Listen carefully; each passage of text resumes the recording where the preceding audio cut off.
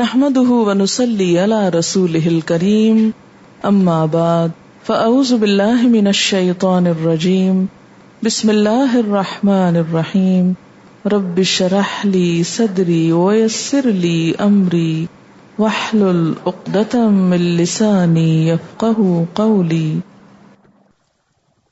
وعد اللہ الذین آمنوا منکم، وعدہ کر رکھا ہے اللہ نے ان لوگوں سے جو ایمان لائے تم میں سے، وعملوا الصالحات، اور انہوں نے اچھے کام کیے۔ کس چیز کا وعدہ کر رکھا ہے ان سے؟ لَيَسْتَخْلِفَنَّهُمْ فِي الْأَرْضِ، البتہ ضرور جانشین بنائے گا انہیں زمین میں، كَمَا اسْتَخْلَفَ الَّذِينَ مِن قَبْلِهِمْ، جس طرح اس نے جانشین بنایا ان لوگوں کو جو ان سے پہلے تھے۔ یہاں منافقین کے اس شک پہ ضرب کاری لگائی گئی ہے جو وہ اسلام کے مستقبل کے بارے میں اپنے دلوں میں رکھتے تھے۔ ان کے دلوں میں کیا شک تھا اسلام کے بارے میں؟ کہ کیا پتا اسلام کب ختم ہو جائے، اور معلوم نہیں یہ کام اپنی تکمیل کو پہنچے گا یا نہیں، کیونکہ اس دور میں جب واقعہ افک ہوا تو اس سے 1 سال پہلے جنگ احزاب ہوئی تھی، تو مسلمانوں کی حالات معاشی طور پر بھی اور باقی اعتبار سے بھی کچھ بہت اچھے نہ تھے۔ تو منافقین جو کہ مفاد چاہتے تھے تو وہ مسلمانوں سے بھی فائدے حاصل کرنا چاہتے تھے اور کفار سے بھی، اسی لیے پہلے پارے میں آتا نا وَإِذَا لَقُوا الَّذِينَ آمَنُوا قَالُوا آمَنَّا وَإِذَا خَلَوْا إِلَىٰ شَيَاطِينِهِمْ قَالُوا إِنَّا مَعَكُمْ، ایمان والوں سے مل کر کہتے ہیں ہم ایمان لائے، اور کافروں سے مل کے کہتے ہیں کہ ہم تو تمہارے ساتھ ہیں۔ نہ وہ ادھر کے تھے نہ ادھر کے، جیسے ایک اور جگہ پر آتا ہے لا الہ ہؤلاء ولا الہ ہؤلاء، نہ ان کے نہ ان کے، وہ بیچ کے لوگ تھے۔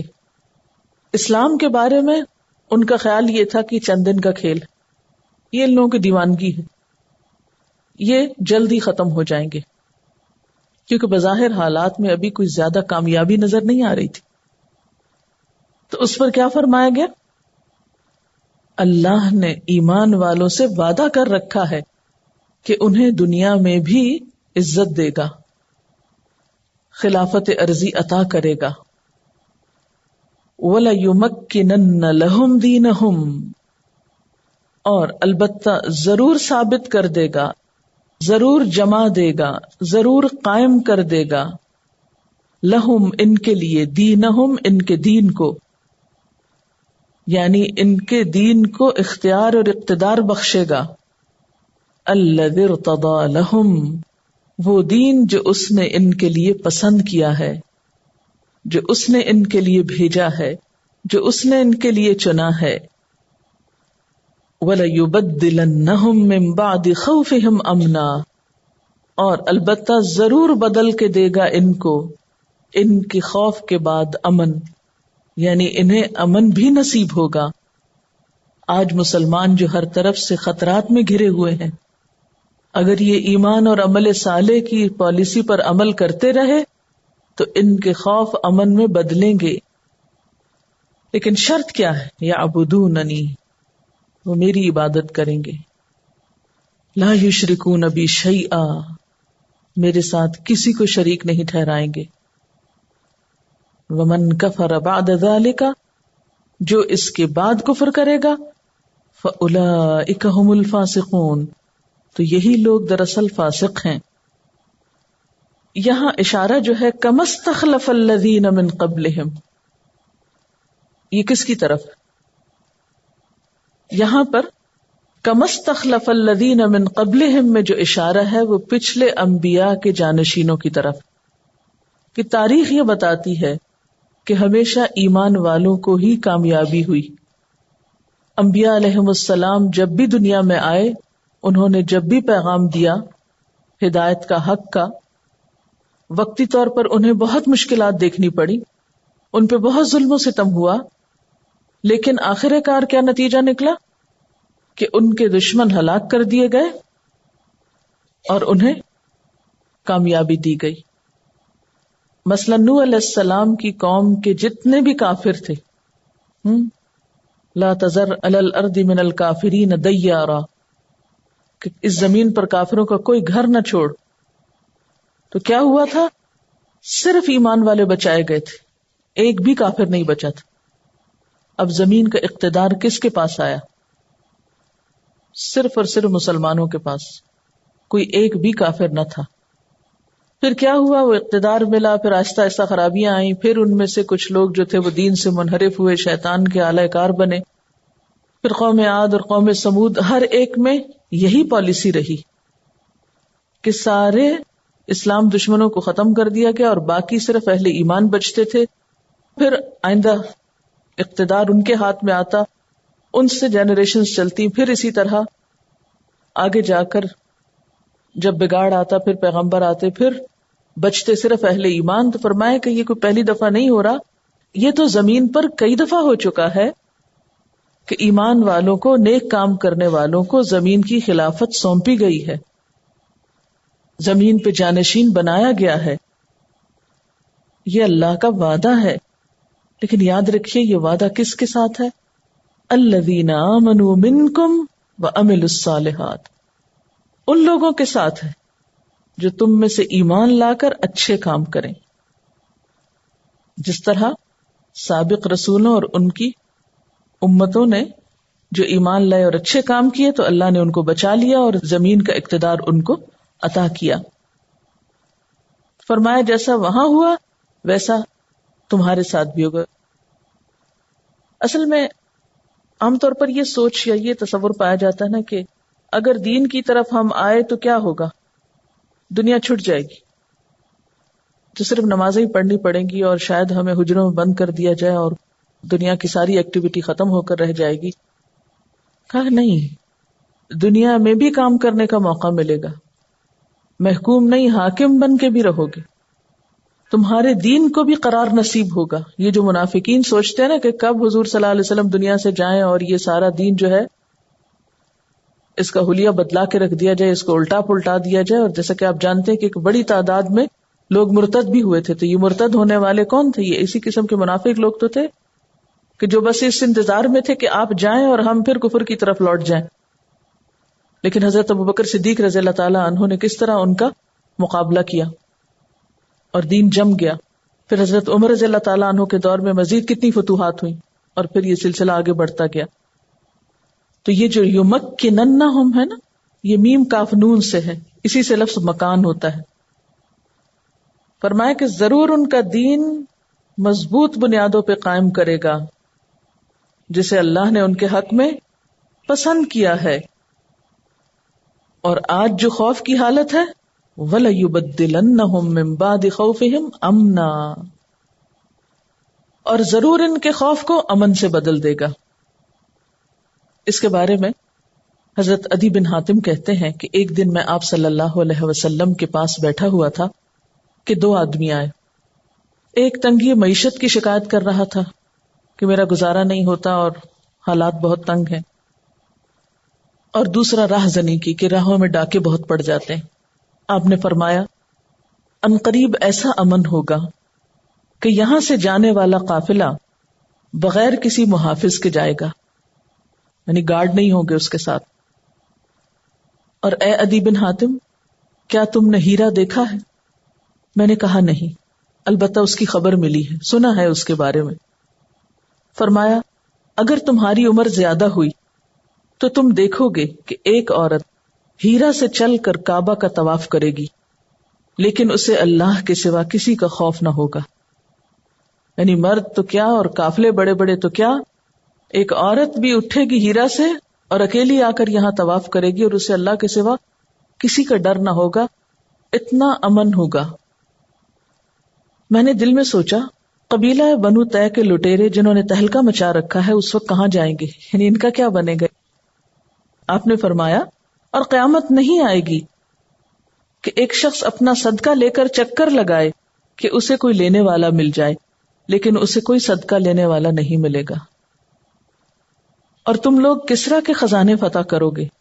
میں نے کہا کسرا بن ہرمز، یعنی حیرت کی بات ہوئی نا کہ آج ہمارا حال کیا ہے اور کسرا کے خزانے ہمیں ملیں گے. آپ نے اپنی بات جاری رکھتے ہوئے کہا اور اے عدی، اگر تمہاری عمر لمبی ہوئی تو ضرور تم ایسے شخص کو دیکھو گے جو مٹھی بھر سونا یا چاندی لے کر ایسے آدمی کی تلاش میں نکلے گا جو اسے قبول کر لے، لیکن اسے ایسا کوئی آدمی نہ ملے گا.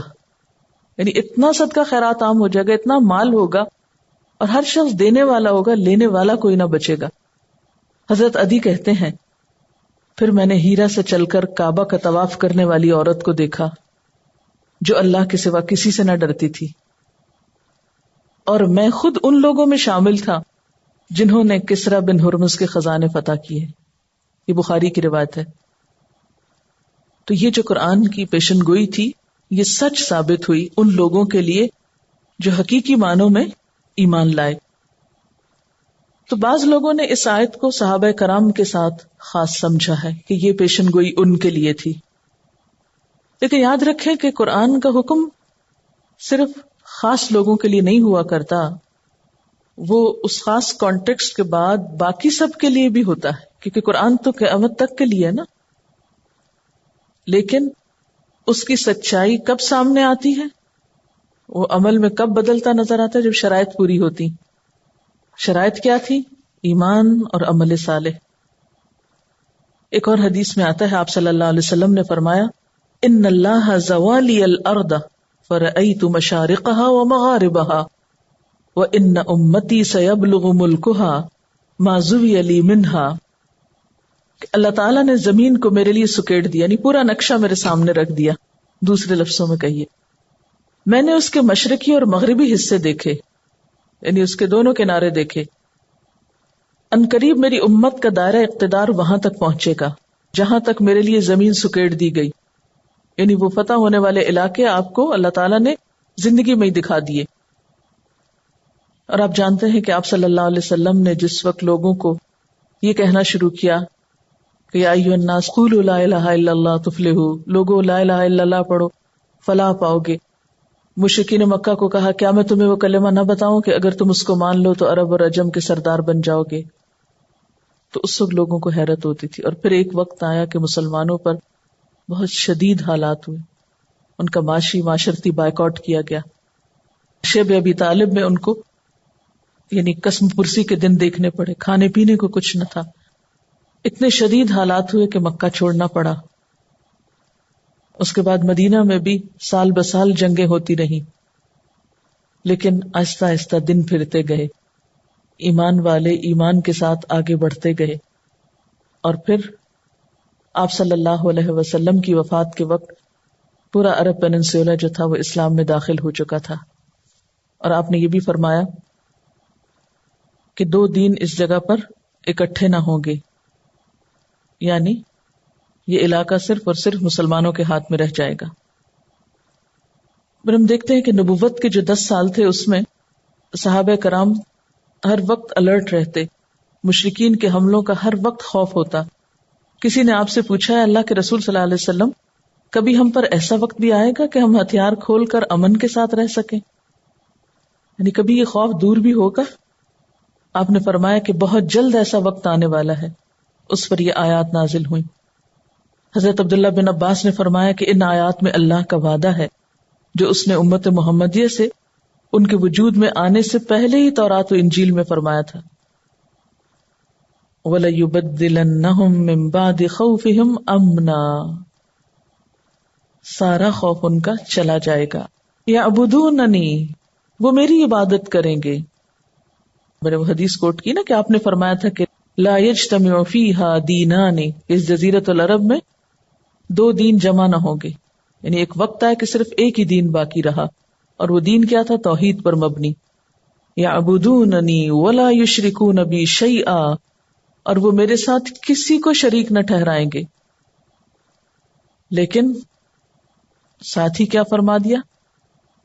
وارننگ دے دی، وَمَنْ كَفَرَ بَعْدَ ذَلِكَ، ایسا امن اور ایسا سکون آنے کے بعد پھر جو کفر کرے. اور اس کفر سے مراد وہی ایمان اور عمل صالح سے محرومی ہے، یعنی صرف ایمان کا انکار نہیں، عمل صالح کا انکار بھی. کیونکہ کفر کا لغوی معنی کیا ہوتا ہے؟ ناشکری، اور اصطلاحی معنی ایمان کی ضد. تو یہاں لفظی معنی بھی مراد ہو سکتے ہیں اور اصطلاحی معنی بھی، کہ جو کفر کرے گا یعنی اصطلاحی معنوں میں، یا کفر کرے گا یعنی ناشکری کے معنوں میں. یعنی جو اس امن کی قدر نہ کرے گا، یہ اطاعت نہیں کرے گا. فرمایا فَأُولَئِكَ هُمُ الْفَاسِقُونَ، تو وہ لوگ پھر فاسق کہلائیں گے. یعنی میرا وعدہ کس کے لیے ہے؟ صرف ایمان لانے والوں کے لیے. پھر کیا حکم دیا؟ وَأَقِيمُوا الصَّلَاةَ، اور نماز قائم کرو. وَآتُوا الزَّكَاةَ، اور زکوٰۃ ادا کرو. وَأَطِيعُوا الرَّسُولَ، اب یہاں اطیعوا اللہ نہیں کہا، وَأَطِيعُوا الرَّسُولَ، اور اطاعت کرو رسول کی صلی اللہ علیہ وسلم. لَعَلَّكُمْ تُرْحَمُونَ، تاکہ تم رحم کیے جاؤ.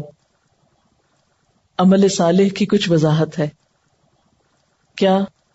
نماز کا قائم کرنا، زکوٰۃ کی ادائیگی کرنا، اور رسول صلی اللہ علیہ وسلم کے طریقے پر چلنا، آپ کی اطاعت کرنا، آپ کے نقش قدم کو فالو کرنا. اصل میں بعض اوقات ایسا بھی ہوتا ہے کہ ہم لوگ صرف قرآن پڑھ لیتے ہیں یا چند چیزیں دین کی جان کر مطمئن ہو جاتے ہیں اور اپنے آپ کو بالکل ٹھیک سمجھنے لگتے ہیں کہ ہم جو کر رہے ہیں صحیح کر رہے ہیں. اس وقت بھی اپنے آپ سے پوچھ لیجئے کہ ہم میں سے کتنوں کو احساس ہے کہ ابھی مجھ میں بہت غلطیاں ہیں. ہم سمجھتے نہیں اب تو ہم اس جگہ کے اندر آ کے بیٹھ گئے اور سب غلطیاں پیچھے رہ گئی. ہم معلوم نہیں کتنی ایسی کوتاہیوں میں مبتلا ہے جن کا ہم کو احساس ہی نہیں، شعور ہی نہیں، ہم ریئلائز ہی نہیں کرتے. اس لیے چند چیزوں کو تو پوائنٹ آؤٹ کر دیا کہ اقیموا الصلاۃ وآتوا الزکاۃ، اور باقی زندگی کے لیے کھلا میدان چھوڑ دیا کہ دیکھتے جاؤ سیرت رسول صلی اللہ علیہ وسلم، دیکھتے جاؤ آپ کی طرز زندگی، اور پھر اطاعت کرتے جاؤ، آپ کی فٹ سٹیپس کو فالو کرو. اچھا سوچنے کی بات ہے کہ کیا ہم مانتے ہیں کہ آپ صلی اللہ علیہ وسلم ایک کامیاب انسان تھے؟ مانتے ہیں؟ واقعی یقین ہے تھے کامیاب؟ یہ جذباتی بات کر رہے ہیں یا ریالٹی بھی ہے نا ریالٹی؟ تو پھر ہمیں کس بات پہ شک؟ پھر کون سی چیز ہمیں آپ کی اطاعت کرنے سے روکتی؟ کون سی چیز آپ کا طریقہ زندگی اختیار کرنے سے روکتی؟ اگر ہماری عقل مانتی ہے، ہمارا دل مانتا ہے کہ آپ نے دنیا میں ایک کامیاب انسان کی حیثیت سے زندگی بسر کی اور ایک کامیاب انسان تھے، اور حقیقی معنوں میں دنیا میں ایک ایسی تبدیلی پیدا کی کہ جو لوگوں کے لیے بھلائی ہی بھلائی کا سبب بنی، اس میں کسی پہ ظلم نہیں تھا، اس میں کسی کے ساتھ زیادتی نہیں تھی، وہاں حقیقی معنوں میں امن ہوا، جیسے عدی بن حاتم کی روایت سے کہ قافلوں کے لیے کیا، عورتوں کے لیے بھی امن و امان ہو. آج مجھے بتائیے کہ بعض اوقات تنہا تو کیا آپ 2 عورتوں 4 کے ساتھ بھی نکلتے ہیں تو آپ کو فکر ہوتی ہے کہ معلوم نہیں کون چھیڑ جائے آپ کو، یا کون کہاں سے کیا کہہ دے. اور یہ ہم کسی نان مسلم سوسائٹی میں نہیں رہتے، مسلمان کنٹری میں رہتے. اور پھر یہ کہ دین صرف اتنا ہی نہیں کہ نماز پڑھ لی، زکوٰۃ دے دی اور سمجھا کہ ہم نے فرض پورا کر لیا اور ہم نیک ہو گئے. کہ عموماً ہمارے ہاں کانسیپٹ کیا ہے، جو لوگ یہ 2 کام کر لیں بس وہ سچے پکے مومن ہیں. ٹھیک ہے یہ بڑے اچھے کام ہیں 2، لیکن اس کے ساتھ ابھی اور بہت کچھ کرنا ہے. وَأَطِيعُوا الرَّسُولَ لَعَلَّكُمْ تُرْحَمُونَ. 2 چیزیں ہمیں زندگی میں بڑی پیاری ہوتی ہیں نا، ایک اپنی جان، اپنا آپ، اور ایک مال. تو نماز کی شکل میں ہم اپنی ذات کی قربانی دے رہے ہوتے ہیں نا، اپنی نفس کی.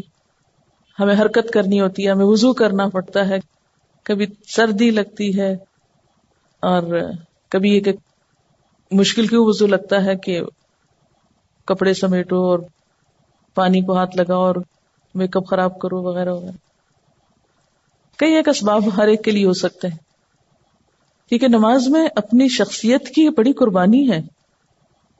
یعنی جس طرح خاص طور پر آپ مصنوعی شخصیت اختیار کرتے ہیں تو نماز کا وقت آئے تو وہ سارا تصنع اتار کے ایک طرف رکھنا پڑتا ہے، تب آپ ٹھیک سے نماز پڑھ سکتے ہیں. لیکن اگر آپ بہت زیورات میں لدے پھندے ہوں یا بہت بھاری بھرکم کپڑے پہنے ہوئے ہوں تو آپ کے لیے نماز کا خشوع ختم ہو کے رہ جاتا ہے، اور زیادہ وقفہ ہمیں دیا ہی نہیں جاتا، ایک کے بعد ایک نماز. اس میں کتنی دیر آپ ایک اور طریقے پر رہیں گے؟ آپ کو بالآخر اپنی ذات کی قربانی کرنا ہے، پھر جھکنا ہے، پھر سجدے میں جانا ہے. اور اسی طرح دوسری چیز مال بہت پیاری چیز ہے نا. تو جو ہی ایک سرٹن لمٹ سے بڑھنے لگے تو وہاں اپنے آپ پہ روک لگاؤ، دوسروں کو دو. جب خواہش کی قربانی کرتا ہے انسان اور پھر مال کی قربانی کرتا ہے تو اللہ کے قریب ہو سکتا ہے، کیونکہ یہ دو بڑی چیزیں ہیں انسان کو دور لے جانے والی. دیکھیے کہ آپ صلی اللہ علیہ وسلم کی جو کامیابی تھی وہ قربانیوں کے نتیجے میں تھی. ہم کامیابی تو چاہتے ہیں لیکن کوئی قربانی نہیں کرنا چاہتے. آپ دوسروں کے لیے جیتے تھے، ہم اپنے لیے جیتے. پھر فرمایا لا تحسبن الذین کفروا معجزین فی الارض، نہ تم سمجھو کہ وہ لوگ جو کفر کر رہے ہیں وہ زمین میں عاجز کرنے والے ہیں. یعنی اللہ کو یا اللہ کے دین کو جو لوگ کفر کر رہے ہیں ان کے متعلق اس غلط فہمی میں نہ رہو کہ وہ زمین میں اللہ کو عاجز کر دیں گے. وَمَأْوَاهُمُ النَّارُ، اور ان کا ٹھکانہ آگ ہے. وَلَبِئْسَ الْمَصِيرُ، اور یقیناً وہ بہت برا ٹھکانہ ہے. کفرو سے مراد یہاں وہ کافر ہیں جو مثلاً کفار مکہ میں سے تھے یا عرب کے مشرک قبائل یا مدینہ کے یہود و منافقین جو سب مل کے یہ کوشش کر رہے تھے. جنگ احزاب کی مثال بھی سامنے ہے کہ لوگوں کو اسلام سے روکا جائے اور اسلام کا خاتمہ کر دیا جائے اور مسلمانوں کو ہرا دیا جائے. فرمایا کہ یہ جتنے بھی کافر ہیں ان کے بارے میں مت سوچو کہ ان کی کوششیں اسلام کو مٹانے کی کام آئیں گی یا کامیاب ہوں گی. نہیں، یہ سچے مومنوں کو ہرا نہیں سکتے، ان کو عاجز نہیں کر سکتے. دنیا میں بھی ناکام ہوں گے اور آخرت میں بھی ان کا ٹھکانہ جہنم کا عذاب ہوگا. اللہ تعالی ان کو پکڑنے پر، ان کی گرفت کرنے پر پوری طرح قادر ہے اور یہ ہمیشہ ہمیشہ کے لیے نقصان اور خسارے میں لوٹ جائیں گے. حیرت ہوتی ہے مجھے کہ یہ آیت اس صورت میں کیوں آئی. یعنی آپ صورت کے شروع سے ذرا سوچیں کہ سورۃ انزلناہا وفرضناہا، پھر ایک کے بعد ایک حکم اور سخت سخت احکامات، پھر واقع افک جو ہے وہ دل دہلا دینے والا، پھر اس کے بعد کچھ اور باتیں، اور اس کے بعد پھر اللہ تعالی کا تعارف، اللہ نور السماوات والارض، اور اس کی زبردست مثال، اور اس کے بعد کائنات کی مثالیں. اس کے بعد یہ آیت یہاں ہی کیوں، اس صورت میں ہی کیوں؟ کہ تم سمجھتے ہو کہ اللہ اور اس کا رسول اگر تمہیں دین کی طرف بلا رہے ہیں، کسی فیصلے کی طرف کہ آؤ شریعت اسلامی کے مطابق فیصلہ ہو، تو تم سمجھتے ہو کہ وہ ظالم ہے. اللہ کے جو احکامات ہیں اس کتاب میں اور خصوصاً اس صورت کے اندر یہ وحشیانہ اور ظالمانہ قوانین ہیں، کیونکہ انہی حدود کے خلاف تو ہماری سب سے بڑی جنگ ہے کہ یہ ظلم ہے.